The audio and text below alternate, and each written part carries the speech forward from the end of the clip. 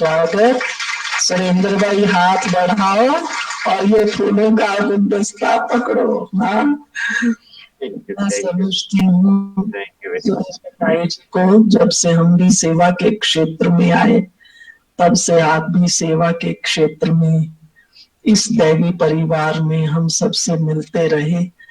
लेकिन ये लॉकडाउन सुरेंद्र भाई वास्तव में लॉकडाउन नहीं, ये तो लक अप करने का वास्तव में एक मौका मिला, जो हम एक दूसरे से करीब होके मिल नहीं पाते थे। ऑनलाइन इतना बढ़िया सिस्टम है, कहीं भी बैठे रहो और अनुभवों का लाभ लो। बाबा ने बहुत कहा हमें अनुभवी मूर्त बनो और बनाओ। शायद ये वक्त आ गया है हम अनुभवी बने और बनाए। तो वास्तव में सुरेंद्र भाई जी हमारे अनुभवी मूर्त हैं। हम मुरलियों में सुनते रहे, बाबा कहता है योग लगाओ, योग से हेल्थ मिलती है। लेकिन वो हेल्थ कैसे मिलती है? आज के समय में हमारे संगम युग पर सुरेंद्र भाई जी उसका प्रमाण है। तो बाबा के घर में बाबा की सेवा का प्रमाण सुरेंद्र भाई जी, पुनः आपका जयपुर पिंक सिटी में बहुत बहुत अभिनंदन, बहुत बहुत स्वागत। तो आपका हम अधिक समय नहीं लेते हैं, सवेरे का समय है। बहुत भाई बहनी केवल जयपुर या राजस्थानी नहीं, लेकिन अन्य अन्य स्थानों से जुड़े हुए हैं। फेसबुक पर भी बहुत लोग जुड़े हुए हैं। तो अब हम आपके ही मुखारविंद से सुनना चाहेंगे कि योग के द्वारा आप बाबा के बच्चे कैसे प्रकृति जीत बने, कैसे आपने बाबा की सेवाएं भी की और बाबा का प्रमाण बने, रोग होते हुए भी रोग से मुक्त हैं, निरोगी काया वाले। तो ये अनुभव भाई बहन सुनेंगे तो वह भी बहुत उमंग उत्साह में आ जाएंगे। तो अभी हम सुनेंगे हमारे आदरणीय बाबा के अनन्य रतन सुरेंद्र भाई जी से। अच्छा जी, ओम शांति। शुरू करते हैं। मैं पहले बात कर रहा था कि कोरोना का जो माहौल है और इस माहौल के अंदर जो सबको लॉकडाउन कर दिया, सबसे बड़ी वैल्यू आप बहनों की और सेंटर की सबको मालूम पड़ी। आज भाई बहन तरस रहे हैं बहनों के दीदार के लिए, सेंटर पे आने के लिए, मधुबन जाने के लिए। ये एक बहुत बड़ी वैल्यू पता लगी है सभी को। दूसरा, हमें अपने आप से भी मिलने का मौका मिला, एकांतवासी बनने का मौका मिला। तीसरा फायदा इसका ये हुआ कि बाबा जैसे अभी आवाज से परे ले जाने का अभ्यास करा रहे थे, ऐसे आगे बाबा मनसा सेवा का भी अभ्यास करा रहे हैं। और हम सब योग तपस्या में, क्योंकि कोई संगठन नहीं है, अकेले हैं, आपस में बैठ के समर्पित भाई बहन अपने सेंटर पे, गृहस्थी भाई बहन अपने घर पे योग करते हैं। तो ये मनसा सेवा का एक बहुत अच्छा अवसर मिला हमें, और ये मनसा सेवा के लिए बड़ा मुफीद समय है, क्योंकि आगे हमारी यही सेवा चलनी है। बाहर की सेवाओं से बाबा ने बहुत मुक्ति दिलाई, इसलिए बाबा को बहुत बहुत धन्यवाद। मैं तो बार बार कोरोना को धन्यवाद देता हूँ। मुख्य बात चली कि हमारी बीमारी में हम कैसे खुश रहें। अब मेरे अपने निजी बारे में मैं ये कहूंगा कि बीमारियों का स्टॉक बाबा ने या मेरे अपने कर्मों ने, अपने कर्म भोग ने शरीर में बहुत ज्यादा दिया हुआ है। ब्रेन में 50 ट्यूमर हैं, हार्ट में ब्लॉकेज हैं, लीवर सेकेंडरी स्टेज पे डैमेज है, एक बड़ी गांठ सिस्ट बनी हुई है पेट के अंदर, पैरों के दोनों अंगूठे खराब हैं। टॉप टू बॉटम मेरा कोई भी पार्ट ओके नहीं है शरीर का। लेकिन ये बहुत बड़ा सत्य है कि मैं अपने से ज्यादा खुशनसीब संसार में किसी को नहीं मानता। बहुत ज्यादा खुशी में रहता हूँ, बहुत ज्यादा उमंग उत्साह में रहता हूँ। 66, 67 का एज चल रहा है, लेकिन अपने को बड़ा यूथ समझ के सेवा में रहता हूँ। आज भी मैं 12 घंटे से लेकर 18 घंटे सेवा नॉन स्टॉप कर सकता हूँ। इसका कारण सिर्फ एक है कि मैंने इस बीमारी को हमेशा वरदान के रूप में लिया। ज्ञान में चलते हुए 46-47 वर्ष हो गया, और ये पिछले 26-27 सालों से जब ये बीमारी आई मेरे पास, इसने मुझे एक नई पहचान दी, एक नया मुझे अपने आप को एक नया दर्शन दिया, अपने आप के अंदर जाने का मुझे अवसर दिया, और सेवा के बड़े विशाल द्वार मेरे लिए खोल दिए। मैं तो ये कहता हूँ ये भगवान की मेहरबानी मेरे ऊपर है कि इस बीमारी में बाबा का पूरा साथ, सिर पे हाथ मेरे साथ रहता है।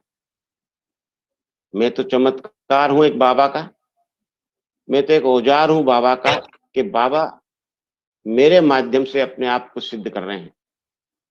बाबा को वैद्यनाथ कहा गया है, वैद्यनाथ कहा है माने ही वो वैद्य है, उसने इलाज किया है, और मेरे जैसों का इलाज तो सामने किया है। मैं थोड़ा बीमारी के बारे में आपको बताऊं। 1993 में जब ये ब्रेन ट्यूमर की बीमारी पता लगी, तो मुझे दादी जी ने बुलाया। दादी जी से मेरा बहुत, प्रकाशमणि दादी जी से बहुत ज्यादा, बहुत ही गहरा कनेक्शन रहा है। उनकी छत्र छाया में, उनके आशीर्वाद में मैं पला हूँ, बड़ा हूँ। मुझे उन्होंने अहमदाबाद भेजा, सारे चेकअप हुए। 5-6 डॉक्टरों की, doctor Sachin Shah, doctor Pankaj Shah, doctor PR Thakur, हमारे अपने डॉक्टर साहब अशोक मेहता जी भी वहां गए। और जब उन्होंने मेरा ब्रेन का रिपोर्ट देखा, उस समय मुझे मल्टी ट्यूमर डायग्नोसिस हुआ। 9 से अधिक ट्यूमर मेरे ब्रेन में पाए गए। डॉक्टरों ने मुझे शाह कैंसर हॉस्पिटल में एडमिट कर दिया, और मेरे ऊपर एक्सपेरिमेंट होने लगे। डे बाय डे मेरी हालत गिरती चली गई। एक एक अंग ने धीरे धीरे काम करना बंद कर दिया। आंखों ने जवाब देना शुरू कर दिया, मुंह से वाणी बहुत कम हो गई, गर्दन टेढ़ी होकर के कंधे से लग गई, लेफ्ट साइड पैरालिसिस होता चला गया, और शिथिलता अंगों में आती चली गई। लेकिन मेरे उमंग उत्साह में सतत वृद्धि होती चली। मेरे को समझ में नहीं आता था कि ये खुशी कहाँ से फूट के आती। हमारे साथ रहने वाली बहनें, हमारे साथ रहने वाले भाई जो यहाँ के मुझसे परिचित हैं, वो डॉक्टर भी आश्चर्य करते थे कि ये लड़का इतना खुश कैसे रह लेता है, इसको आंसू क्यों नहीं आता। मैं खुद भी सोचता था। मैं आज एक बात अच्छी बताता हूँ कि आनंद पिक्चर आप लोगों ने देखी होगी पुराने में, फिल्म में, उसमें कैंसर पेशेंट होता है राजेश खन्ना, और वो बड़ा खुश रहता है और खुशी बांटता है। जैसे आज बाबा ने मुरली में कहा हमें खुश रहना है, खुशी बांटना है। लेकिन वो अकेले में उदास हो जाता था, एकांत में उदास हो जाता था। मैं अपने आप से बात करता था, भी मैं अकेले में भी उदास क्यों नहीं होता। आखिर कैंसर है, मुझे डॉक्टर ने जवाब दे दिया है 93 मेरा लास्ट है, अब मुझे जाना है, बॉडी काम नहीं कर रही है। लेकिन नहीं, मैं तो जाने में भी खुश था और रहने में भी खुश था। जाने में इसलिए खुश था मैं कि अभी जाऊंगा वतन में, बाबा प्यार तो करेगा, बाबा मुझे भोग खिलाएगा, वैरायटी भोग खाने को मिलेंगे। 11-12 दिन बाबा के पास बैठूंगा, उसकी गोद का आनंद लूंगा। और जब लास्ट में अगर मान लो जाएंगे हम, होलसेल में जब जाएंगे, मच्छरों सदृश जब जाएंगे, पता नहीं मैं कोई 108 का दाना तो अपने को नहीं समझता हूँ, तो जरूर धर्मराजपुरी से पास होके निकलना पड़ेगा। तो उस समय तो बाबा का ये जो प्यार, वतन वाला प्यार तो मेरे को नहीं मिल पाएगा। तो मैं तो उसमें भी खुश था। लेकिन बाबा ने मुझे, जब सब डॉक्टरों ने जवाब दे दिया, तो दादी ने कहा कि इनको अमेरिका ले जाओ। तो डॉक्टर अशोक मेहता साहब ने अमेरिका संपर्क किया, लेकिन वहां से भी होपलेस जवाब दिया कि केस ऑपरेबल नहीं है, इसका ऑपरेशन हो नहीं सकता, तो हमारे पास कोई इलाज है ही नहीं। तो मुझे दादी ने बुला लिया मधुबन, कि आप मधुबन में रहो। मैंने भी मधुबन में, क्योंकि मैं नौकरी से भी सारा अपना समेट कर गया था, नौकरी से सारा पैसा निकाल करके, प्रोविडेंट फंड वसूल करके, और नौकरी से मैं लंबी छुट्टी लेके निकल गया था कि मुझे आना नहीं था वापस उस समय 93 में। तो मैंने सोचा कि वो कहते हैं ना कि भोग धन को या तो भोग से सफल करो या सेवा में और योग में सफल करो। मेरे मन में आया कि यदि मैं अपना धन मधुबन विशाल यज्ञ में, बाबा के यज्ञ में सफल कर दूं, तो ये अवश्य ये धन मुझे रोग से बचाएगा। मैं अपना सब कुछ जमा पूंजी लेकर के दादी के चरणों में रख दिया। दादी, मेरा मरने के बाद भोग ब्रह्मा भोजन करा देना। दादी कहती, नहीं सुरेंद्र, पैसों की तुम्हें भी बहुत जरूरत है वहां पे, अभी नहीं दो यज्ञ में। मैंने कहा, नहीं दादी, यही पैसा मुझे वापस लेके आएगा, ये सफल करो, आप स्वीकार करो, आप स्वीकार करेंगे इसी में मेरी भलाई है। दादी ने बड़े प्यार से उसको स्वीकार किया और अपनी गोद में सिर रख करके दादी ने, वो दृश्य मैं आज तक नहीं भूलता हूँ। दीदी, मैं आपको क्या बताऊं, इतना प्यार, वो ममतामयी माँ, एक मक्खी मेरे पे आई और दादी ने अपना आंचल की ऐसे हवा दे करके उस मक्खी को हटाया और सिर पे हाथ रखा दादी ने। और दादी के वो शब्द आज तक मेरे कानों में गूंजते हैं। दादी ने कहा, सुरेंद्र, तुझे निमित्त जाना है और आना है। देखिए, वो वरदान बन गया। मैं गया, महीना डेढ़ महीना दुनिया भर के मेरे पे एक्सपेरिमेंट करते रहे डॉक्टर लोग। एक एक्सपेरिमेंट में जरूर सुनाना चाहूंगा। जब उनको कुछ पकड़ में नहीं आ रहा था, तो उन्होंने मेरी स्पाइनल कार्ड में, रीढ़ की हड्डी में कहा कि आपकी रीढ़ की हड्डी में कुछ छेद करेंगे हम और उसका फ्लूइड निकाल के टेस्ट करेंगे कि कौन सी चीज आप पे मुफीद हो सकती है। अलग अलग दवाइयों के प्रयोग किए उन्होंने। मैंने कहा, ठीक है, करिए। वो मुझे ऑपरेशन थिएटर में ले गए। मेरे को इतना गंभीरता नहीं पता थी कि वो विधि क्या होती है उसकी, वो छेद करने की क्या विधि होती है। लेकिन जब वहां गया तो मैंने देखा एक बच्चे को डॉक्टर स्पाइनल कार्ड में इंजेक्शन से छेद कर रहा था। वो बच्चा जोर से चीख पड़ा और बेहोश हो गया। तो डॉक्टर ने प्रोसेस रोक दिया। मैंने बोला, डॉक्टर साहब, ये बेहोश हो गया तो आसानी से छेद हो जाएगा, बच्चे को तकलीफ भी नहीं होगी, आप इसका फ्लूइड निकाल लीजिए। बोले, नहीं, नेवर, ये नहीं कर सकते, इसको होश में लाना होगा और होश में ला के ही ये प्रोसेस हो सकता है, नहीं तो ये पूरी बॉडी पैरालिसिस इसकी हो जाएगी। मैं अंदर से डर गया। मैंने कहा, मेरे साथ भी ऐसे ही होगा? बोले, हाँ, यही प्रोसेस है इसका। तो इसमें ना एनेस्थीसिया दिया जाता है, न उस जगह को शून्य किया जाता है।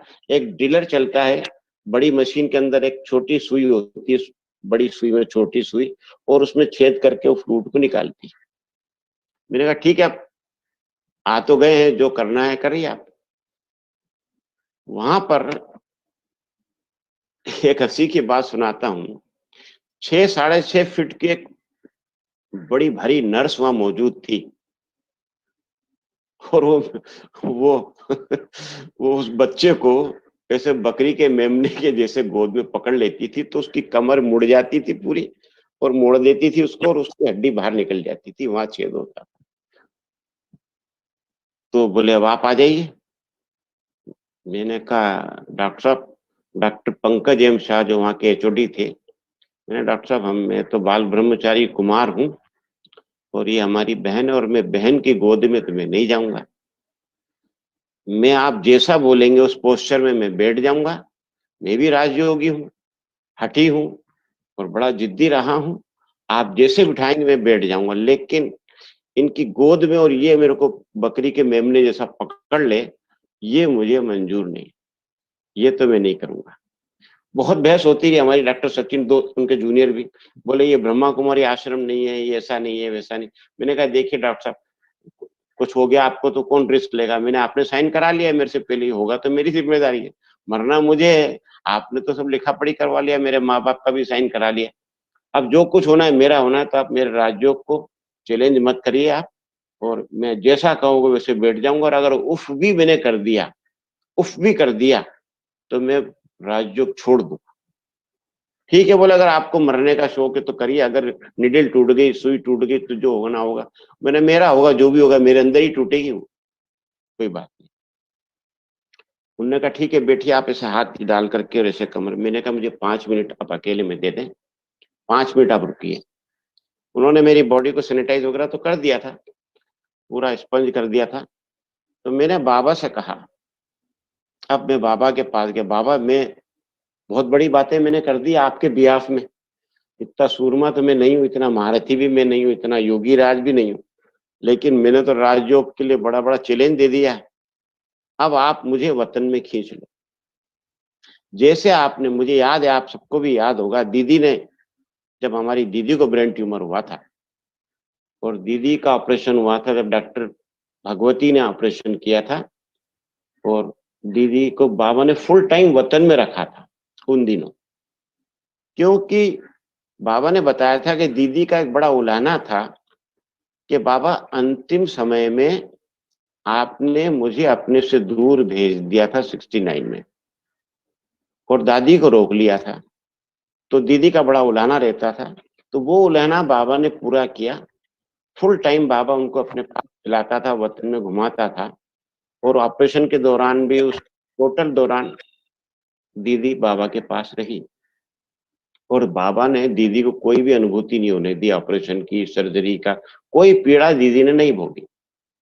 मैंने बाबा से कहा, प्लीज बाबा, आप मुझे भी आज दीदी के समान अपने ऊपर खींच लो, क्योंकि अगर राजयोग मुझे तो छोड़ना नहीं है, मैं तो जीते जी आपका हूँ, मरने के बाद भी आप ही के पास आना है, मेरे को ये राजयोग सिद्ध करना है आज। आप मानेंगे दीदी, मेरे को केवल 1 मिनट बाद में इतना अशरीरी हो गया और मैं उस पोज में बैठ गया। और डॉक्टर ने कहा, हाँ अभी ब्रह्मा कुमार, वो मुझे ब्रह्मा कुमार के पुकारते थे, हाँ अभी ब्रह्म कुमार शुरू करें क्या? मैंने कहा, हाँ डॉक्टर साहब शुरू करिए।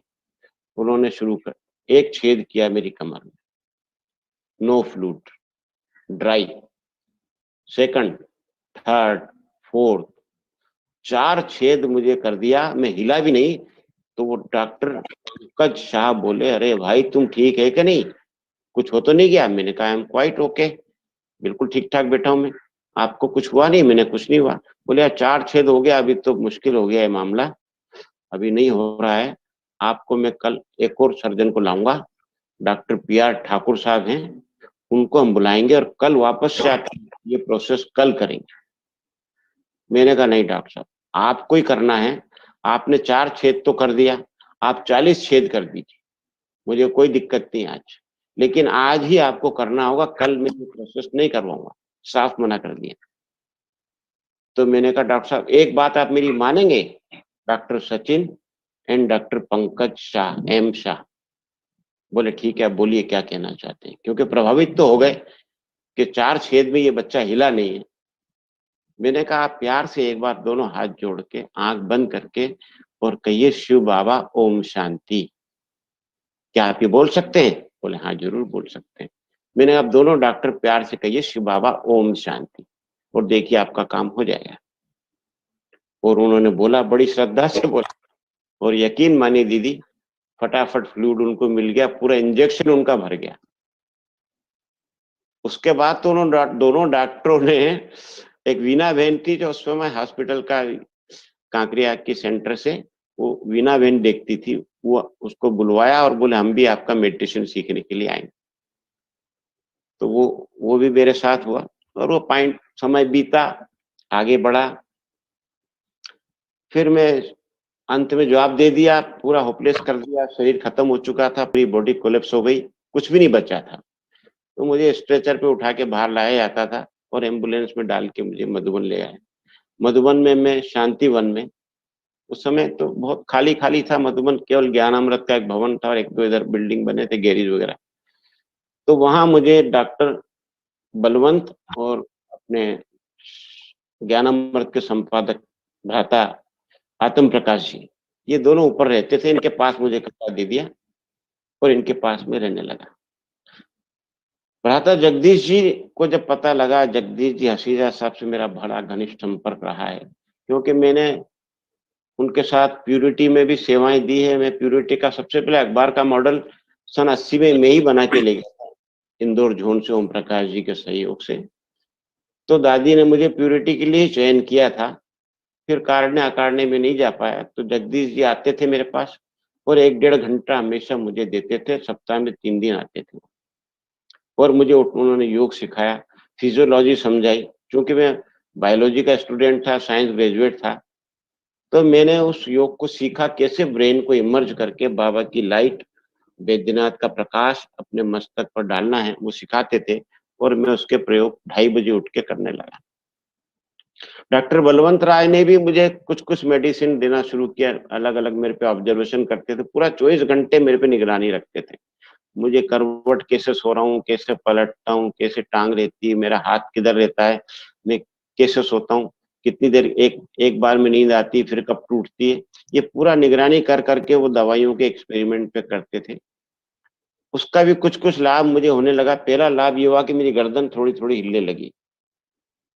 अब 1 फरवरी 94 बहुत महत्वपूर्ण दिन है मेरे जीवन का।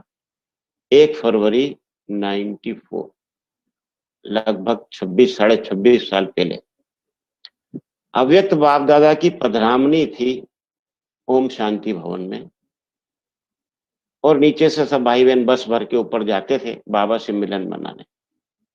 मुझे भी ले जाया गया।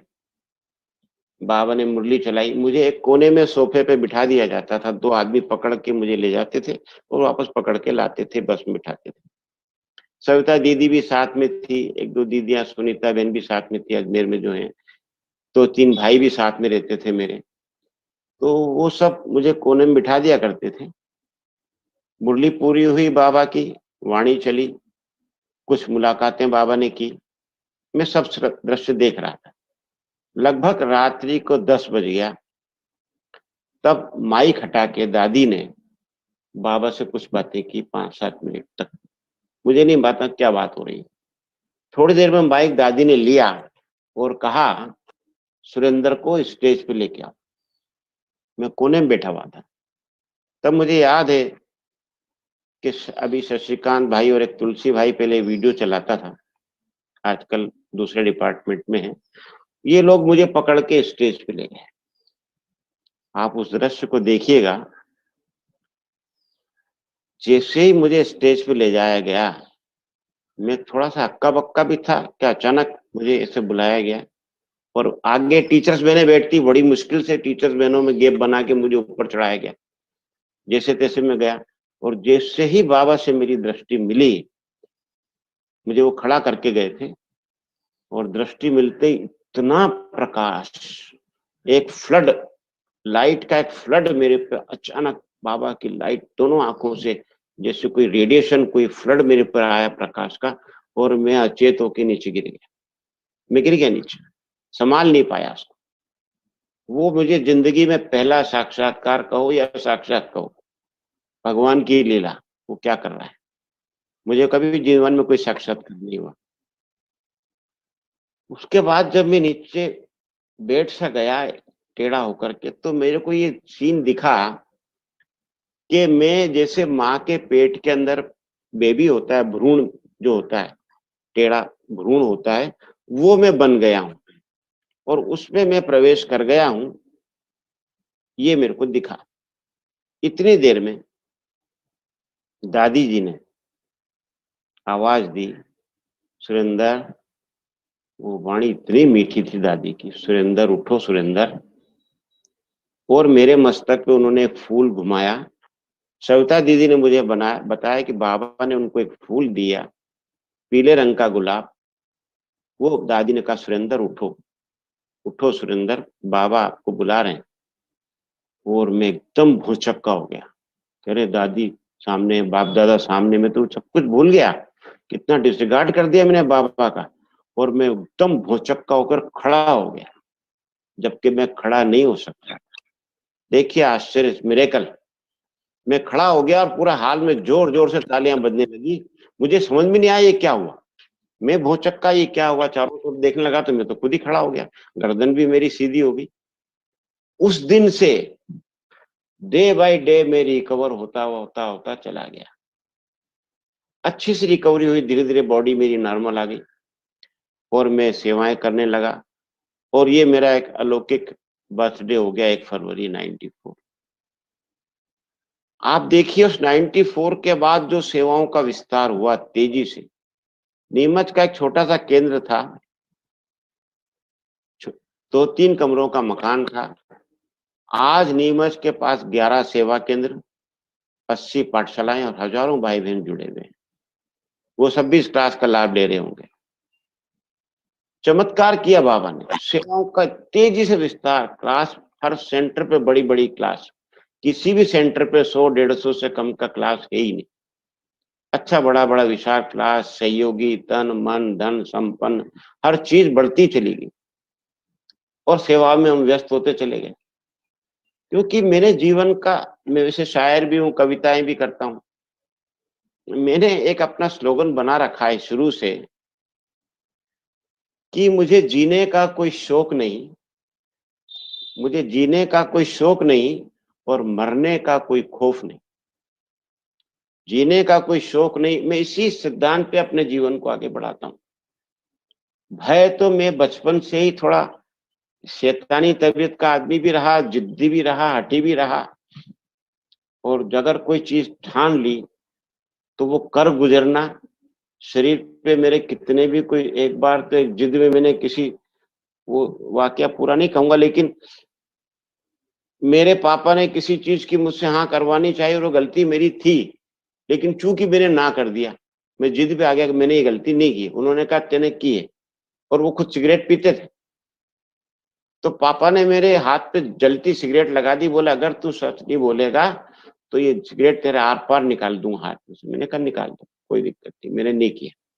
मैं अपराधी था पर मैंने झूठ बोला कि नहीं किया, जिद पे आ गया, मैं नहीं किया। आप देखिए मेरे पापा भी तो अफसर थे रेलवे में, बड़े जिद्दी थे वो भी, तो उनका असर मेरे में भी था। तो वो मांस मेरा निकल गया, 1 इंच सिगरेट मेरे हाथों के अंदर घुस गई, लेकिन मैं नहीं हटा। फिर माँ बड़े भैया ने आके उनको धक्का देके वो हटाया, पूरा मांस पिघल गया मेरा, लेकिन सहन शक्ति थी शरीर में। इमरजेंसी में मेरे साथ कुछ कांग्रेस के एमएलए ने गड़बड़ की थी, इमरजेंसी में भी तो मेरा झगड़ा हुआ था, तो उसको भी मैं हाथ उठा बैठा उसके ऊपर। और इमरजेंसी में कांग्रेस के एमएलए पे हाथ उठाना बहुत बड़ा गुनाह होता है, मुझे पुलिस ने बंद भी किया। इमरजेंसी का भी मैं वॉरियर रहा हूँ तो वो भी एक अनुभव। उसमें भी पुलिस ने, जब मैंने एमएलए को बहुत मारा तो पुलिस ने मुझे बहुत मारा, मैं बड़े आराम से खाता रहा।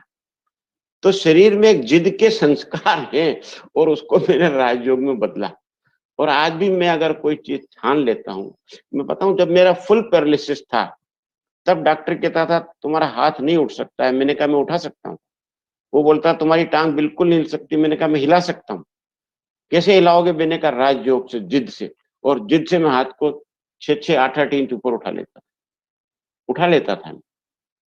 उस जिद ने मुझे सहयोग दिया। और जब मैं ज्ञान में चला तो एक जैन परिवार से होने के नाते, बनिए का लड़का उस जमाने में डॉलर होता था, चाहे वो काना खोड़ा ही क्यों ना हो, लड़की को बहुत दहेज देना पड़ता था और बनिए के लड़के को बहुत दहेज मिलता था। तो घर में बड़ा विरोध था कि लड़का, ये ब्रह्मा कुमारियों ने हमारे लड़के को बिगाड़ दिया। मैं रेलवे में का कैप्टन भी, सुपरिटेंडेंट रेलवे में बड़ी पोस्ट पे रहा, मैं टेबल टेनिस का कैप्टन रहा हूँ। लेकिन जब मैं बाप दादा से मिला था 74 में पहली बार, हिस्ट्री हॉल में मिलते थे समय, तो बाबा से मैंने बताया बाबा हमको होटल में रुकना पड़ता है, बाहर का खाना पड़ता है, दिनचर्या सेट नहीं रहती, लेकिन पोस्ट बड़ी अच्छी है। तो बाबा ने मुझे बहुत देर तक दृष्टि दी, एक लड्डू दिया, और बाबा ने कहा बाप टीचर की महिमा करते हैं। लौकिक प्रोफेशन में आप नोट करिए कि बाबा केवल एक टीचर की महिमा करता है। तो मैंने कहा जी बाबा मैं टीचर बनूंगा। अब टीचर माने उस जमाने में नंबर 1 फॉर टीचर, 169,300 का बेसिक सैलरी, और मैं 2,500 से ऊपर बेसिक सैलरी का आदमी, 4,000 सैलरी वाला आदमी, जो 200 रुपए की नौकरी के लिए मैंने हाँ भरी। रात को 10:30 बजे से बाहर आया। गोलक भाई उस समय, अपने जो अकाउंट वाले हैं मधुबन वाले गोलक भाई, उस समय ये पोस्ट ऑफिस और लिटरेचर संभालते थे, और उनके पास लिफाफे, इनलैंड लेटर वगैरह, आपको तो याद होगा, वो देते थे। तो मैं उनके पास गया, मैंने भाई मुझे एक इन्वेलप दे दो, मेरे को रात को इस्तीफा देना है अभी। तो बोले यार 10:30 बजे कहाँ इस्तीफा देगा तू, अभी सो जा, सुबह देना। मैंने कहा नहीं, बाबा से मुझे श्रीमत मिली, और श्रीमत माना बिल्कुल धर्मराज की मत है, उसको मुझे अभी फॉलो करना है। तो बोले इन्वेलप नहीं, इनलैंड लेटर है। तो मैंने इनलैंड लेटर लिया और उस पर इस्तीफा लिखा, और भागते भागते पोस्ट ऑफिस गया, नक्की लेक के पास, वहां पोस्ट ऑफिस, और इसको पोस्ट करके आया।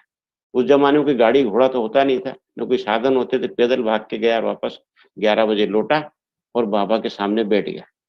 ये मेरा जिद थी बाबा से कि जब तक बाप दादा उपस्थित रहते थे मैं कमरे में जाके सोता नहीं था, क्योंकि बाप दादा उस समय 12 घंटा 14 घंटा कभी कभी सुबह 9 बजे तक भी बाप दादा बैठते थे, लेकिन मैं नींद के झुटके खाता रहता, वहां संदल के पास टिका ही रहता था, मैं रात भर टिका रहता। कई बार लच्छू बहन और मोहिनी बहन उस समय अटेंड करती थी बाबा को। मुन्नी बहन जी उस समय नहीं थे इतने हाईलाइट, लेकिन मोहिनी बहन जी थी, वो बाप दादा को केयर करती थी और लच्छू बहन भी करती थी। बोले जाके सोता क्यों नहीं, यहाँ बैठे बैठे झुटके खा रहा है बाबा के पास। मैंने कहा नहीं जाऊंगा, नहीं सोऊंगा। ऐसे रात भर बाबा के पास बैठता था, तो बड़ी ताकत मिलती थी बाबा से। खैर, तो वो मुझे सीन बीता, बाबा की ताकत मिली, मैं ठीक होता चला गया, सेवाएं खूब कर डाली। फिर क्या हुआ, फिर 2013 में, जिस जुलाई 2013, लगभग 7 साल पहले, 7.5 सवा 7 साल, फिर से मुझे जबरदस्त ब्रेन स्ट्रोक हुआ है, बहुत जबरदस्त। मेरे पास क्या है कि 24 घंटे मौत सिर पे बैठी है, ट्यूमर बढ़ते चले जा रहे हैं, कभी भी स्ट्रोक आते हैं और कभी भी शरीर छूटने की नौबत होती है। तो मैं उस गुलाब के फूल को, जो मेरे पास आज भी, वो मैं भी ला के दिखा नहीं पाया, देखो डायरी में पड़ा होगा, निकाल के दिखाओ। वो डायरी में गुलाब का फूल पीला, आज भी उसके अंदर उतनी एनर्जी और उतनी खुशबू है। और मैंने डायरी के उसी पेज पर वो फूल रखा हुआ, नहीं सफेद डायरी उधर अंदर उसमें होगी, देखो अगर मिल जाए तो ठीक। तो उस फूल में ताकत है, मस्तक पे रख के जमीन पे आश्चर्य होके लेट जाता हूँ और बाबा मुझे ठीक कर देते। लेकिन जुलाई 13 में इतना जबरदस्त स्ट्रोक आया कि मैं अपने आप को संभाल नहीं पाया, बाथरूम में जमीन पे गिर गया। अब किसी को भी नहीं मालूम, कमरे में मैं आज भी अकेला रहता हूँ, मेरा कमरा दूर है, सेंटर के फ्रंट में है और पीछे बहनें वगैरह सब रहते हैं, भाई पीछे रहता है, ऊपर रहता है, मेरे पास कोई भी नहीं रहता है। तो व्यवस्था ऐसी कर रखी है हमने कि मेरे पास एक कॉल बेल है बिस्तर के पास, मैं उसको दबा दूं एक बार, अर्थात भाई साहब बात करना चाहते हैं। 2 बार दबाऊं इसका मतलब जल्दी बात करना चाहते हैं, और 2 से ज्यादा बार अगर मैं दबा दूं तो इट्स एन इमरजेंसी, आप फौरन आ जाइए कि इमरजेंसी है कोई। तो मैंने घसीट घसीट के, अपना जिद्दी तो मैं हुई, घसीटता गया, पलंग तक पहुंचा और घंटी दबा दी मैंने 2-4 बार जोर से। बहनें भाग के आई, एक चाबी उनके पास रहती है, मेरे कमरे का लॉक बाहर से लग जाता है, एक चाबी उनके पास रहती है, एक चाबी मेरे पास रहती है। तो बहनें आ जाती है अंदर और मुझे उन्होंने उठाया, क्योंकि व्यवस्था मेरी ऐसी कर रखी है कि भाई मेरा शरीर अचानक रात को छूट जाए तो दरवाजा नहीं तोड़ना पड़े बाबा का मुझे निकालने के लिए, एक दरवाजे काहे को नुकसान करें, बाबा का यज्ञ है। तो मुझे बड़े प्यार से वो उन्होंने फिर अस्पताल ले गए और मुझे, यस दिस वन, ये फूल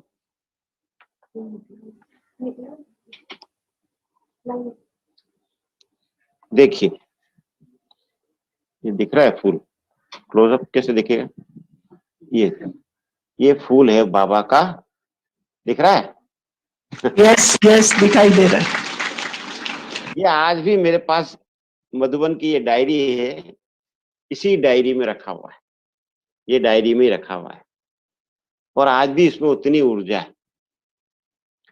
तो वो जब स्ट्रोक आया तो मुझे यहाँ के डॉक्टर ने चेक किया, सीटी स्कैन निकाला, बोले बहुत सीवियर ये स्ट्रोक है और इनको अहमदाबाद अर्जेंट लेके जाओ, सामवेद हॉस्पिटल में एक 3D MRI होता है, वो MRI इनका निकालना पड़ेगा, तब इनकी रियलिटी पता लगेगी, यहाँ कहीं उदयपुर में और नीमच में ये नहीं हो सकता है। मुझे एम्बुलेंस में डाल करके ले जाया गया,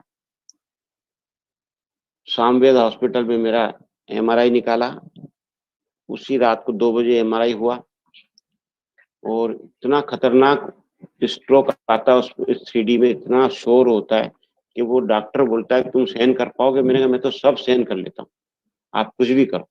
तो रात को जब उसने रिपोर्ट देखा, उस टेक्नीशियन ने, बोले इतना खतरनाक रिपोर्ट है आपका भी, आपको पता है आपके ब्रेन में कितना ट्यूमर है। मैंने कहा हाँ होगा, पता नहीं कितना। बोले अनकाउंटेबल ट्यूमर्स आर देयर, कैसे चल रहा है तुम ये। मैंने कहा चल रहा हूँ, जो कुछ चलाता कोई और है मुझे, मैं नहीं चल रहा हूँ। वो भी हंसने लगा। सुबह doctor Sudhir Shah, Sterling hospital के, आज भी वो एचओडी हैं वहाँ के न्यूरोलॉजी के, और आज भी स्टर्लिंग हॉस्पिटल में हैं वो। और उनसे मेरी एक दो मुलाकातें भी हुई है, और मेरे को वहाँ पे हंसाबेन ने मिला है। वो अपने यज्ञ के भी काफी कनेक्शन में है, अपने भाई बहन भी काफी जाते हैं। उन्होंने जब वो रिपोर्ट देखा, वो तो सरप्राइज कि ये आदमी जिंदा कैसे है, ये बोलता भी है, ये हंसता भी है, चलता भी है, ये क्या जादू है। उन्होंने बताया, आपको पता है आपके ब्रेन में कितना ट्यूमर है? पूरा ब्रेन ट्यूमर से ढक गया है। मैंने कहा, नो ट्यूमर से सिलसिला शुरू हुआ था, ये तो चढ़ती कला के बजाय उड़ती कला में चला गया, आज 900 ट्यूमर हो गया। मैंने कहा ठीक है। तो मैंने कहा डॉक्टर साहब, वो मेरा तीसरा ब्रेन जो बन गया ना ट्यूमर का, वो भी काम करता है। आपके दो ब्रेन है, ऊपर अपर ब्रेन हाइपोथैलेमस, नीचे सेरिब्रम, और मेरा ट्यूमर, मेरे 3 ब्रेन काम करते हैं। तो मेरे तो बड़ी ज्यादा अकल है मेरे अंदर। 2 ब्रेन वाले इतने तेज होते हैं, मैं तो 3 ब्रेन वाला हूँ, और मेरा वाकई ट्यूमर वाला ब्रेन काम करता है, मुझे उससे कोई प्रॉब्लम नहीं। मैं अब डॉक्टर ने मुझे फिर एडमिट कर लिया। डॉक्टर बनारसी ने भी फोन किया था, तो डॉक्टरों ने एडमिट करके, वो डॉक्टर इतने बड़े हैं डॉक्टर सुधीर शाह, कि उनको 3-4 डॉक्टर असिस्ट करते हैं, और वो नर्स वगैरह असिस्ट करती है, और उनको लिखाया ये टेस्ट वो टेस्ट, 12 15 18 टेस्ट लिखा दिए उनको। तो मैंने कहा डॉक्टर साहब मुझे छुट्टी दे दो, मुझे कोई टेस्ट नहीं कराना है, मुझे आप यहाँ से जाने दो। अब जो कुछ करना है मेरा बाबा ठीक करेगा, और मेरा योग बल होगा तो ठीक होगा, आप मुझे यहाँ से छोड़ दीजिए। मैं चेक करने आया था।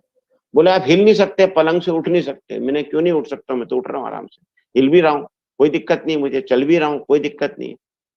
लेकिन वो नहीं माने, और मैं बाहर निकला तो सविता दीदी साथ में थे, एक राजकुमार भाई थे, मनीष भाई थे, श्रुति दीदी साथ में थे, ये 4-5 लोग साथ में थे मेरे। ये बोले नहीं डॉक्टर साहब जैसा कह रहे हैं वैसा करो। मैंने कहा नहीं, मेरे को एक गोली भी नहीं खाना, एक सुई भी नहीं लगवाना, मेरे को यहाँ से ले चल। वो नहीं माने, तो मैं खुद ही बाहर निकल गया। मैंने कहा आप लोग बैठो यहाँ और मैं जाता हूँ। मैं बाहर निकल गया, 3 मंजिल पे था मैं। जाके जब मेरे पास एक टैग, वीआईपी टैग पहना दिया था मुझे यहाँ पे, ताकि आपको, उसको टैग को देख के उन्होंने लिफ्ट बंद कर दिया। बोले लिफ्ट खराब हो गया, अभी नहीं जा सकते, आप जाइए वार्ड में वापस अपने रूम में जाइए। मैंने कहा नहीं जाऊंगा मैं रूम में, मेरे को नहीं कराना। और मैं 3 मंजिल पैदल नीचे उतर गया। सारे आश्चर्यचकित कि कैसा लड़का ये भागे जा रहा है पैदल पैदल, सब रोक रहे हैं मुझे, और मैं 3 मंजिल नीचे पैदल उतर के आ गया, और अपनी गाड़ी पकड़ी, और मैंने कहा चलो वापस नीमच। फिर मैं बाबा के पास आया, बाबा की सीजन चालू थी, बाबा से मिला। उस समय मैंने वल्लभ भाई से, जो वहाँ यज्ञ का स्टेज वगैरह संभालते हैं डायमंड हॉल का, मैंने वल्लभ भाई साहब से कहा कि भाई मुझे जो बाबा के भोग की जो माला है ना, वो माला मुझे दे दो आप, मेरी उसमें बड़ी श्रद्धा है फूल की वजह से। उन्हें क्या करोगे, मैंने कहा आप तो मुझे दे दो। बाबा के बाद भोग लग के माला हटी, तो वो माला उन्होंने मेरे को दे दी। वो माला मैंने 3 दिन तक गले में पहनता रहा, और उसके फूल को मैं अपने पास रखता रहा, और उसका पानी में पीता रहा। और आप फिर देखेंगे मैं फिर ठीक हो गया, और फिर से ठीक होके चल रहा हूँ। ये मैं कोई स्थूल वो अंधविश्वास की बात नहीं कर रहा, लेकिन एक मेरी श्रद्धा कि बाबा ने जिस चीज को टच किया, बाबा जिसको टच करे, वो तो ऑल माइटी अथॉरिटी सुप्रीम। हम बाबा बाबा के हमारा तो उससे रिलेशन है, लेकिन दुनिया के आगे तो भगवान है, वो क्या नहीं कर सकता है, वो करता है। वो हम भी लायक बनेंगे तो जरूर करेगा वो। तो मैं इस आराम से बाबा के साथ चल रहा हूँ, और बाबा ने मुझे फिर से ठीक कर दिया, और फिर से मैं सेवा में लग गया। और 2013 के बाद और कई गुना सेवा में वृद्धि होती चली गई, और अच्छे से आगे चलता चला। आज देखिए मैं फिर से ठीक चल रहा हूँ, क्योंकि एक एक मैं आपको शेर सुनाता हूँ, बहुत अच्छा शेर है, आप भी कभी नोट करके याद करिएगा। कि मौत से क्यों इतनी दहशत, मौत से क्यों इतनी दहशत, जान क्यों इतनी अजीज, मौत आने के लिए है, जान जाने के लिए।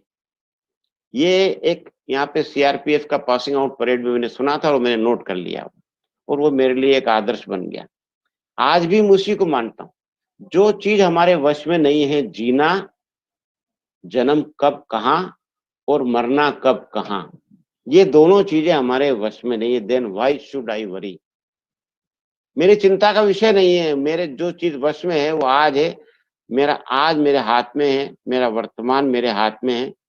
आज मेरे पास ये टूटा फूटा लूला लंगड़ा जैसा भी शरीर है मेरे हाथ में है, इसको मुझे चलाना है और इससे मुझे काम में लेना है, और मैं उसको काम में ले रहा हूँ बराबर, उसको मैं चलाता हूँ, बड़े आराम से चलाता हूँ, डरता बिल्कुल नहीं, बिल्कुल। मैंने कहा ना, स्लोगन ही मेरा ये, जीने का कोई शौक नहीं और मरने का कोई खौफ नहीं। इसलिए मैं बड़े आराम से चलता हूँ। मैं कभी भी ये नहीं देखता कि कौन सी परेशानी कितनी बड़ी हो सकती है, क्योंकि उस परेशानी को मैं सोचता ही नहीं हूँ। मैं अपनी किसी बात से, अपने किसी चलन से, अपनी किसी कमजोरी से दूसरे को दुखी नहीं करता कभी। एक कहते हैं, वेदना नहीं प्रेरणा बनो। हम किसी की वेदना ना बने कि हमारी वजह सारे लोग डिस्टर्ब हो जाएं, पूरा सेंटर डिस्टर्ब हो जाए, मेरा परिवार डिस्टर्ब हो जाए, समाज डिस्टर्ब हो जाए। नहीं, वेदना नहीं, हमें प्रेरणा बनना है। मेरे को देख के उनकी वेदना दूर हो जाए। अभी कल परसों की बात है, जयपुर के हमारे एक भाई बैंक में है, जयपुर के अंदर ही रहते हैं। उनका फोन आया, वो बीके नहीं है, उन्होंने फोन किया कि आपका मैंने व्हाट्सएप पे और वो ऑनलाइन उन्होंने कुछ देखा होगा मेरा ब्रेन ट्यूमर के बारे में। तो उन्होंने मुझे फोन किया कि भाई मैं बहुत हेवी डिप्रेशन में हूँ, बहुत परेशान हूँ, बहुत दुखी हूँ, और पूरा परिवार मेरा डिस्टर्ब हो रहा है। मैंने, भाई आपको क्या हुआ? बोलो कुछ नहीं हुआ मुझे, मेरे हार्ट में छोटा सा ब्लॉकेज आया है एक आर्टरी के अंदर, बाकी 2 आर्टरी ठीक है, और उसमें एक स्टंट डॉक्टर ने डाला है, और जब से वो स्टंट मेरे अंदर डला है तब से मैं बहुत दुखी और परेशान हूँ। उससे जीना हराम हो गया, मेरा सारा घर भी दुखी है। और एक बार मेरा कॉलर बोन टूटा था, और उस कॉलर बोन के बाद भी मैं बहुत डिप्रेशन में, बहुत टेंशन में हो गया, और आज मेरा को लगता है मैं सुसाइड कर लूं, मर जाऊं। उससे मेरी काफी लंबी चैट हुई, करीब 15-20 मिनट मैंने बात किया उनसे, और बड़ा रिलीफ महसूस किया। मैंने उनको कहा, भाई ब्रह्मा कुमारी में जाओ, मैंने एड्रेस दिया, वैशाली नगर जाओ, हमारे बड़े दीदी हैं, जाओ राजयोग करो, आपको राजयोग से बहुत मदद मिले। समझोगे मैं राजयोग से ही चल रहा हूँ। मैंने कहा, तुम्हारे को तो एक मच्छर ने काटा और तुम इतना डिस्टर्ब हो गया, अगर मेरे जैसी 1-2 बीमारी तुमको लग जाए तो तुम तो फट जाएगा, बिल्कुल मर जाएगा बिल्कुल। उसको थोड़ा बोला मैं, उसको रियलाइज हुआ, उसने महसूस किया कि हाँ वाकई मेरे को कुछ भी नहीं है, और मैंने वो स्टंट तो स्टंटबाजी है, तुम जाके राजयोग करो, तुम्हारा ब्लॉकेज भी खुल जाएगा, स्टंट भी निकल जाएगा, सब ठीक हो जाएगा, नो प्रॉब्लम, भगवान से जुड़ो। वो तो कैसे हम छोटी छोटी बातों को अपने सिर पे इतना ओढ़ लेते हैं, इतना घबरा जाते हैं, हाय मरा हाय मरा। ये हाय हाय कर करके हम अपने जीवन को नर्क बना देते हैं, और अपने को ही नहीं, पूरे सेंटर को, अपने घर को, अपने परिवार को, अपने संग, अपने बीवी बच्चों को, साथियों को, सबको उस जहन्नम में धकेल देते हैं। मरना मरना है। जो कहते हैं ना कि एक प्रसिद्ध शेर है, सबने सुना होगा कि जिंदगी जिंदा दिली का नाम है, और मुर्दा दिल क्या खाक जिया करते हैं। अरे जीना है तो खुल के जियो, मरना तो जिस दिन होगा उस दिन है ही सही। वो तय है, तारीख तय है, ड्रामा में निश्चित है, जिस दिन मरना उसके पहले कोई मुझे मार नहीं सकता, और मेरे को कोई लाख ऑक्सीजन पे बिठा दे, वेंटिलेटर बिठा दे, मुझे कोई जिला नहीं सकता। इसलिए हमेशा निश्चिंत होकर जीवन जीना, जिस दिन जाना है उसी दिन जाना, रोज क्यों जाए। इसी ढंग से मैं चलता हूँ। एक सेइंग है बड़ा अच्छा, मैंने कल परसों, हम बोर्ड लिखते हैं उस पर, आपने पढ़ा होगा, हम भेजते हैं उसके ऊपर, कि पहले तो उड़ो, अभी तो हमारा उड़ती कला का युग है, पहले तो उड़ो, उड़ नहीं सकते हो तो दौड़ो, दौड़ नहीं सकते हो तो चलो, और चल भी नहीं सकते हो तो रेंगो, लेकिन आगे बढ़ो। आगे बढ़ते रहो, चलते रहो, रुकना नहीं है, रुकना तेरी मौत है। रुकना नहीं है, चलना है, बढ़ना है, लड़ना है, भिड़ना है, लेकिन टूटना नहीं है, डरना नहीं है। यही हमारा ज्ञान है। आज बाबा, हमें तो लोग तो हाय मरा हाय मरा हाय मरा करते। अरे बाबा ने तो हमको मरजीवा बनाया, मर के जिला दिया नया है, और लोग जीते जी मर रहे हैं, जीवा मर हो रहे हैं। अरे अच्छे वाले जी रहे हैं फिर भी मर रहे हैं, और हमें तो भगवान ने मरना सिखाया, सबसे पहले मरना सिखाया। इस ज्ञान की विशेषता ये है कि सबसे पहले देह सहित, देह के सारे संबंधों से, सर्व धर्माणी परित्यज्यम मामे कम शरणम ब्रज, तब जाके नष्टो मुहा बना वो अर्जुन। हम ही तो अर्जुन है। तो वो जो बाबा ने मरजीवा बनाया, तो जब मर गए तो इस मुर्दा शरीर से इतनी प्रीत काहे के लिए। मैंने तो हाथ पे कई कट लगा करके उंगली, अब जाने क्या क्या एक्सपेरिमेंट में शरीर पे करता हूँ। कभी कभी बहुत सुई चुबाता हूँ, कभी कुछ करता हूँ, कभी कुछ करता हूँ। कभी कभी तो मैंने बचपन में पहले कहता था मारो मेरे को, जितना मार सकते हो मारो। कोई मेरे को लकड़ी से मारता, कोई मेरे को घूंसे से मारता। अपने शरीर को ऐसा जिद्दी बना लिया कि मार खाते रहो और मुस्कुराते रहो। देखिए, ये हमारे को अपने आप को तैयार करना पड़ेगा, क्योंकि बाबा ने तो हमें बता रखा है कि आने वाली वो परिस्थिति है कि जब एक सोने का थाली देंगे तो एक थाली भोजन नसीब नहीं होगा, एक सोने का गिलास देंगे लेकिन एक गिलास पानी मिलने वाला नहीं। वो हालतें आने वाली है। तो उस समय हम क्या करेंगे? हाय हाय करते मरेंगे? कहाँ बाबा याद रहने वाला है, कहाँ अशरीरी अवस्था बनने वाली है। और यही से नंबर हो जाएंगे, उस लास्ट के पेपर में सारे नंबर बढ़ जाएंगे अलग अलग, 1 से लेकर के 9 लाख, 9 लाख से लेकर 33 करोड़। हमें क्या करना होगा? ठीक है, हम बाबा नंबर 1 है, मम्मा नंबर 1 है, महारथी दादी हमारी नंबर 1 है। अरे लेकिन हम नंबर 2 तो आ ही सकते हैं। 8, 108 नहीं, 16,000 भी कोई कम माला है क्या? रजवाड़ों की माला है, वो भी कोई कम नहीं है। उसमें भी आना बड़ा पुरुषार्थ है। आज तक बाबा ने हमें बराबर उमंग उत्साह दिलाया, बच्चे विजय माला का दाना बनो, वैजयंती माला का दाना बनो। और हम अगर रोते रहे क्या करूं बाबा, मेरे से तो होता ही नहीं है, ऐसा ही नहीं। वो एक कहावत है गावड़े में, कहते हैं रो तो जाएगा तब मरिया की खबर लाएगा। किसी को कोई काम के लिए भेजो कि जा भाई ये काम करके आ जा, या उसको जरा ये खबर दे दे, बुला ला उसको जरा। अरे भाई साहब वो तो सुनता ही नहीं है, वो तो आता ही नहीं है, मानेगा ही नहीं, मैं कोई फायदा नहीं, आप कह रहे हो तो भले ही मैं चला जाता हूँ, देख लेना वो मानेगा ही नहीं, वो लौटा देगा मेरे को। और हुआ भी वही, गया और उसको लौटा दिया। क्यों? कि रोता गया और मरे की खबर लेके आया। तो जब हम रोते रोते ही काम शुरू करेंगे, एक सेइंग इंग्लिश का, well begin is half done. हम वर्स्ट बिगिन करेंगे तो फुल डन कहाँ से होगा? वो जब वर्स्ट बिगिन करेंगे तो वर्स्ट एंड होगा। सारा काम हम उठेंगे, पहले तो अमृत वेले बड़े योगी बन के उठने की कोशिश तो करते हैं, अलार्म तो लगाते हैं, उस घड़ी को भड़क देते हैं, उसका कभी कभी तो अलार्म का स्विच ही तोड़ डालते हैं कि काम मीठी मीठी नींद को डिस्टर्ब कर रहा है। उठते ही बाबा से गुड मॉर्निंग। और गुड मॉर्निंग करने के लिए मैं आपको एक बहुत प्रैक्टिकल बात बताता हूं कि एटलीस्ट रात को 15 से 20 मिनट बैठ के बाबा से गुड नाइट करना चाहिए। डेली बाबा से गुड नाइट करके आपको 21 बार अपने सम्मान को दोहराना है। उस दिन स्लोगन को दोहरा दो, वरदान को दोहरा दो, मीठे बच्चे की लाइन दोहरा दो। जैसे आज बाबा ने कहा खुश रहना है, खुशी बांटना है। आपको खुशी, एक लाइन ले ली मुरली में से, उसको एक्सपेरिमेंट करते रहो। और बाबा के, मैं तो क्या करता हूँ वतन में, रोज बाबा के पास, ब्रह्मा बाबा मेरे पास वतन में विराजमान है और विशाल गोद है बाबा की, मैं उसमें जाके बाबा का कुर्ता ओढ़ के सो जाता हूँ। बड़े मजे से बाबा की गोद में सोता हूँ और बाबा का कुर्ता ओढ़ के सोता हूँ, उसके अंदर ही घुस के सोता हूँ। और जब उठता हूँ तो कुर्ता हटाता हूँ और सामने बाबा दिखता है मुस्कुराता, तो मीठे बच्चे गुड मॉर्निंग, मैं भी कहता हूँ बाबा गुड मॉर्निंग, बड़े प्यार से नींद खुलती है। और अमृत वेले, कभी कभी मैं आपको एक बड़ी कड़वी सच्चाई बताना चाहता हूँ कि उठते तो हैं, नियम प्रमाण उठते हैं, दिखाने के लिए उठते हैं। हमारे भी ब्राह्मणों में भी संगठन में है तो चूंकि अमृत वेले जाना है तो दिखाने के लिए जाते हैं। अकेले में कमरे में होंगे, कोई नहीं होगा तो निश्चित सो जाएंगे।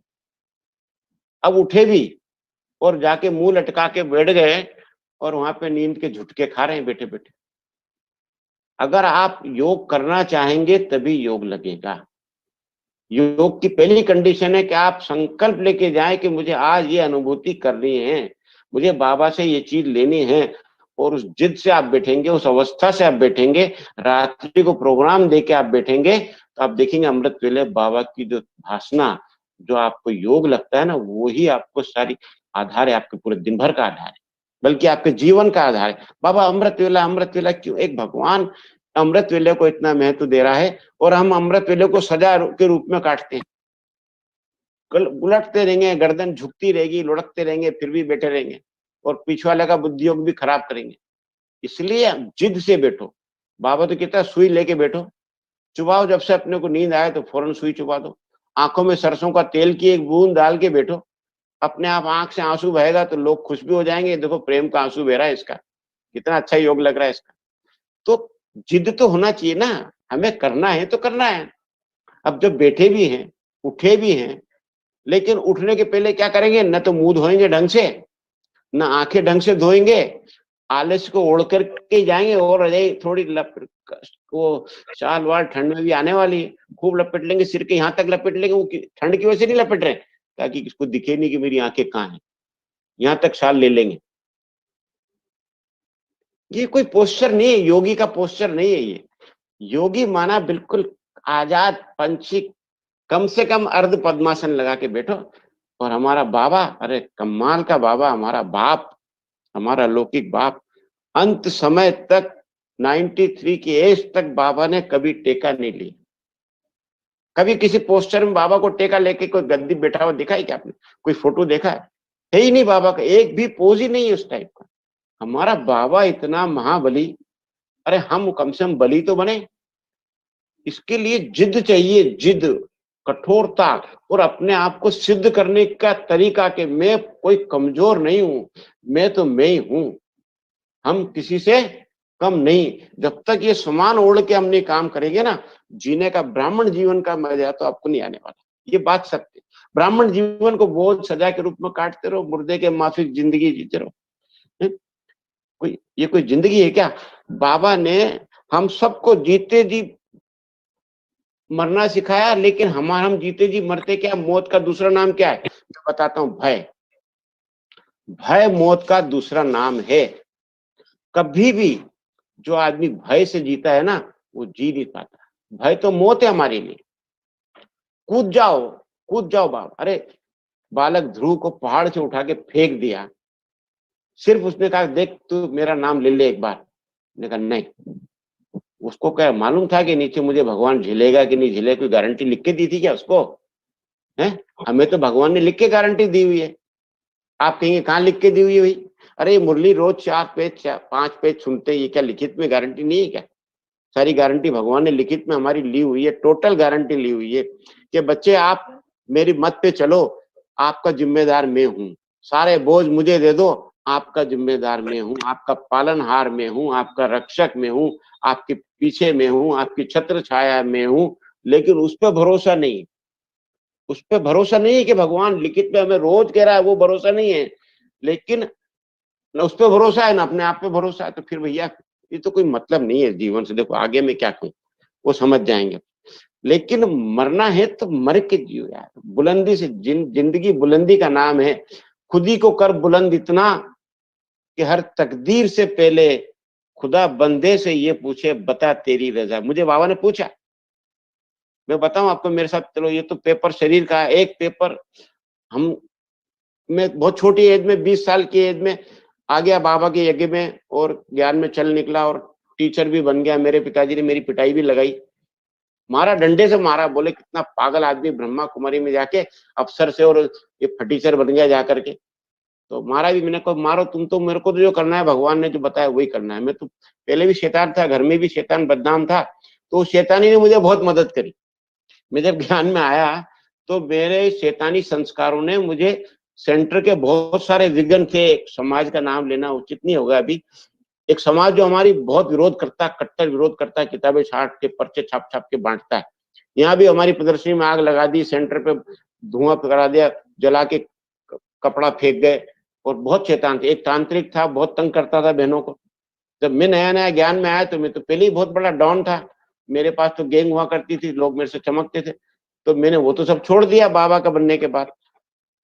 बाबा का बनने की एक बहुत अच्छी बात सुनाता हूँ, थोड़ा टाइम 2-4 मिनट ज्यादा होगा, चलने दो, रोकूं? 5 मिनट और लेता हूँ बस, ओनली 5 मिनट, ओके, 5 मिनट।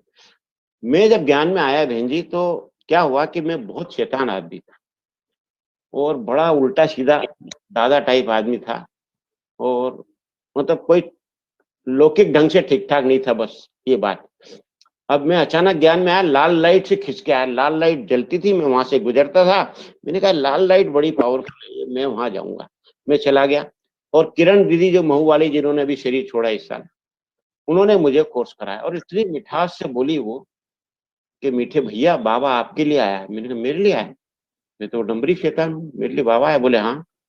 और आत्मा का पाठ और शिव बाबा का पाठ अगले दिन पढ़ाया, बस मैं तो मर गया। शिव बाबा को पहचान लिया, मैं तो भगत था शिव का, शिवलिंग का तो भक्त, किलेश्वर महादेव का कट्टर पुजारी था। जैसे ही पहचाना मैंने कहा बस दीदी मुझे भगवान मिल गया, और मैं रोने लगा, आंख में आंसू भर के मैंने किरण दीदी को कहा, दीदी मैं तो ऐसा आदमी हूँ, ऐसा आदमी हूँ, मेरे पास बैठने की भी हिम्मत चाहिए, हमसे नजर मिलाने की भी हिम्मत चाहिए। आप तो हमसे बड़े आराम से बात करते हैं, डरते भी नहीं आप हमसे। तो उन्होंने कहा भाई भगवान आया ही आप सबके लिए, हमारे लिए। बस वहां से मैंने चेंज किया। शाम को क्लास थी, मुरली की क्लास में मैं पीछे पीछे बैठा हुआ था। बड़ी सभा थी, 150 लोग बैठे हुए थे, और मेरा बहुत लाइफ स्टाइल बेकार, हिप्पी कट, बड़े बड़े बाल, दाढ़ी हैं, और वो एलिफेंटा पुराने जमाने में चलता था, एलिफेंटा, इतना ऊंचा ऊंचा जूता और बेल्ट फेल्ट सब उल्टा सीधा काम। और मैं बैठा आराम से। इतने में दीदी ने कहा देखो कल गुरुवार है, कल अमृत वेले 3:30 बजे उठना है, मेरे को नहीं, इंडिविजुअल पर्टिकुलर इन जनरल, और सफेद कपड़े पहन के आना, बाबा को भोग लगेगा, रात को 9 बज रहा है। और मैंने कहा 9 बजे कहाँ से सफेद कपड़ा लाऊं, और कहाँ मेरा दाढ़ी, मुंह से भूत सरीका मेरा चेहरा, और कहाँ से मैं क्या करूं।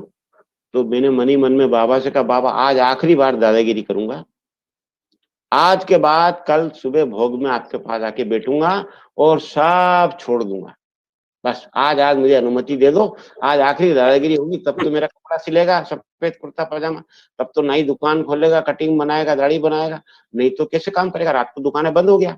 मैं नाई के पास गया, मैंने कहा दुकान खोल के रख, मैं आता हूँ। अरे भैया खाना खाने जाना है। मैंने कहा देख अगर दुकान बंद हो गई तो हमेशा के लिए बंद हो जाएगी। कपड़ा लेके आया सफेद, टेलर को बोला अभी सी कर दे। रात को 12:30 बजे तक बेचारा टेलर ने कपड़ा सिया, सफेद कुर्ता पजामा सिया, कटिंग का बनाया नाई ने। मैंने ब्रह्मा बाबा जैसी मूछ रखी थी ऐसी, अभी तो काट दी, सफेद हो गई तो हटा दी अभी। तो वो मूछ बाबा जैसी मैंने रखी, बस फोटो ले गया, मैंने कहा ऐसा मूछ रख दे और बाकी सब काट दे। तो वैसा मैं बन गया, और बढ़िया चकाचक सफेद कपड़ा सिल गया मेरा। रात को 1 बजे घर पहुंचा, माँ डर गई, बोली इसको क्या हुआ, ये गंजा हो गया, इसका बाल कहाँ गया, इसका कैसे क्या झगड़ा हुआ, तेरे क्या। मेरे कुछ नहीं, तू सो जा चुपचाप, तेरी समझ में नहीं आएगा अभी, क्योंकि सब विरोधी थे वो लोग, तो बहुत उल्टा सीधा बोलते थे। तो सो गए। मैं रात को बेचैन 3-3:30 बजे उठ गया और योग चल दिया सेंटर। अब बाहर बैठा, सेंटर अब खुले, अब खुले, अब खुले। 4 बज गया, सेंटर नहीं खुला, कोई आया ही नहीं। तो मैंने खटखटा दिया दरवाजा, तो एक बहन जी खिड़की में आई, वो सरोज बहन थी उस समय, वो आज जबलपुर में रहती कहीं वो। तो बोले हाँ भी क्या बात है। मैंने कहा आपने कहा था दीदी के 3:30 बजे उठना है, योग करना है, तो मैं आ गया। तो बोले घर में करने के लिए कहा था, यहाँ आने के लिए नहीं कहा। चलो कोई बात नहीं, ठीक है। तो बाहर बैठा रहा गांधी वाटिका में। अब सुबह बाबा को भोग लगता है, वो मेरे जीवन का एक जबरदस्त अनुभव। बाबा को जब भोग लगा तो दीदी ने कहा बाबा से भोग के अंदर, भोग का योग मेरे बड़ा पसंद है, बहुत उस योग में मजा आता है और बड़ी अनुभूतियां होती है बाबा को भोग खिलाता हूँ। बाबा से मैंने, दीदी ने कहा आप जो भी संकल्प लेंगे बाबा आपको मदद करेगा भोग के अंदर। मैंने कहा ठीक है। मैंने बाबा से 3 संकल्प कर लिए उस दिन कि बाबा एक तो आज के बाद कभी भी मुरली मिस नहीं करूंगा, मुरली कभी मिस नहीं करूंगा, और मुरली जब तक नहीं सुन लूंगा या पढ़ लूंगा जब तक अन्न ग्रहण नहीं करूंगा, भोजन ग्रहण नहीं करूंगा। ये पहली प्रतिज्ञा। दूसरी प्रतिज्ञा, अमृत वेले चाहे रात को 2 बजे भी सोऊंगा मैं, तब भी अमृत वेला जरूर उठूंगा और आपसे योग करूंगा। ये दूसरी प्रतिज्ञा। तीसरी प्रतिज्ञा कि आज के बाद जो भी मैं धन कमाऊंगा, मेरी सैलरी का पहला हिस्सा बाबा की भंडारी में या दीदी को लिफाफे में दूंगा, उसके बाद ही उस पैसे को मैं हाथ लगाऊंगा, जब तक मैं पैसा काम में नहीं लूंगा। और आप यकीन मानिए दीदी, भाई बहनों, कि मैंने आज तक इन तीनों प्रतिज्ञाओं का अक्षरशः 100%, 46 वर्षों से पालन कर रहा हूँ। कोई ये नहीं कह सकता 46 साल से मैंने कभी मुरली मिस नहीं की, मुरली को इतना इंपॉर्टेंस दिया। और न सिर्फ मिस की सुनता हूं, बल्कि डायरी नोट है मेरे पास, सारी 46 साल की मुरलियां मेरी डायरी में नोट है। हमारी सारी बहनों का भाइयों का भी यहाँ यही नियम, मुरली नोट करते हैं, मुरली पढ़ते हैं। चौथी, मैंने बाबा से कहा कि अगर इन हाथों से आज के बाद मैंने कोई पाप कर्म किया, मारा किसी को, हिंसा करी, जुआ खेला, कुछ भी किया तो इन हाथों की उंगलियां काट डालूंगा, ये सारी उंगलियां काट के फेंक दूंगा। ऐसी कड़ी कड़ी प्रतिज्ञा कर ली। उसके बाद मैंने कुछ नहीं किया। बस उस दिन से मैं अचानक बदल गया, पूरा 360 डिग्री पूरा घूम के मैंने अपना जीवन बदल दिया और लग गया बाबा के। एक लास्ट और बात सुनाना चाहता हूं कि ब्राह्मणों से हमारे कैसे पेपर आते हैं। ब्राह्मण परिवार में, हम ईश्वरी परिवार में हैं, हम आपस में भाई बहन हैं, लेकिन हमारे हिसाब किताब तो बाहर की दुनिया में नहीं चुका पाया। मैं छोटी उम्र में आ गया, तो यहाँ भी बहुत हिसाब किताब मेरे पास आए, कड़े से कड़े पेपर आए, यज्ञ से आए। वो डिटेल में जाने की जरूरत नहीं है, लेकिन बहुत ही भयानकतम पेपर आए, लेकिन मैं उतना ही शक्तिशाली बन के उठा। अकेला रह गया, कोई साथ नहीं, लेकिन चलता रहा। दादी मेरे को प्यार करती थी, दादी मुझे मुरली भेजती थी अलग से घर पे, एड्रेस से, बाई हैंड मुरली मेरे पास लिखी आती थी, एड्रेस। उस समय इतना वो नहीं होता था, मुरली आती थी। और एक बार मैं बाबा के पास गया, मैंने कहा बाबा ये सब क्या हो रहा है मेरे साथ, सबने मुझे ऐसा कर दिया।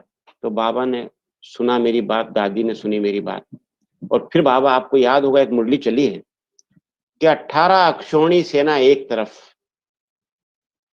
और मेरा एक सच्चा बच्चा एक तरफ, बोलो जीत किसकी होगी। और उस समय मैं सामने खड़ा, मैंने कहा मेरी होगी जीत। हुई भी और होती भी। हमें और व्यर्थ बातों में नहीं जाना, लेकिन यदि हम निश्चय बुद्धि हैं तो निश्चय बुद्धि का अगला कदम विजयंती है, निश्चय बुद्धि का अगला रिजल्ट विजयंती है, और संशय बुद्धि का अगला रिजल्ट विनश्यंती है। हमें भगवान मिल गया, भगवान की मुरली मिल गई, वो हमसे बात करता है। अब मिलन मनाया ही है सबने, बाबा से दादियों से मिलन मना ही रहे हैं, तो फिर उसके बाद भी हम ring ring ring ring ring ring करते रहे, इसने वो कर दिया, इसने ये कर दिया, उसने ऐसा कर दिया, और भगवान का हाथ सबसे पहले छोड़ते हैं, मुरली छोड़ते हैं। चलिए, बातें तो बहुत लंबी, फिर कभी हम आपसे अगली क्लास करेंगे, अगली बात बटेंगे। अभी तो बहुत बहुत धन्यवाद। ओम शांति, ओम शांति। Thank you. वाह सुरेंद्र भाई, वाह। पहले सुरेंद्र भाई या पहले वाह बाबा वाह। आपने आपका बड़प्पन है दीदी। देखो, आपने शायद 2 साल पहले मधुबन मीटिंग के समय अपना सेलिब्रेशन किया था ना, 25 साल। तो मैंने तब आपका अनुभव सुना था, तो वो मेरे अंदर छपा हुआ था। अभी 2-4 दिन पहले भी बाबा ने कहा योग से रोग मिटते हैं, तो मैंने भाई बहनों को सुनाया। तो मैंने कहा चलो सुरेंद्र भाई का एक दिन क्लास रखेंगे, और आपने स्वीकार भी कर लिया जैसे ही मैंने फोन किया। आप आज अपॉर्चुनिटी, सचमुच आज ब्राह्मण जीवन में उमंग उत्साह की आवश्यकता है। नहीं तो ये जो समय महापरिवर्तन का, मैं तो पहले दिन से, जब से लॉकडाउन शुरू हुआ 22 मार्च से, मैंने उसी समय सबको कहा कि भाई अब महापरिवर्तन का समय शुरू हो गया है, अब सब चीजें बदल जाएंगी। आप देखो सब कुछ बदल गया हमारे देखते देखते। और बाबा के एक एक महावाक्य, हर सेकंड तो सेकंड भी बहुत बड़ा है, हर उस फ्रिक्शन ऑफ सेकंड में हमें महसूस हो रहा है कि बच्चे क्या क्या होगा, सब कुछ हो रहा है। लेकिन निश्चय बुद्धि वाली बात ही सबसे बड़ी है। तूफान तो सब तरफ से आते हैं, दुनिया से आते हैं, परिवारों से आते हैं, यज्ञ में आते हैं, ऐसा नहीं है नहीं आते हैं।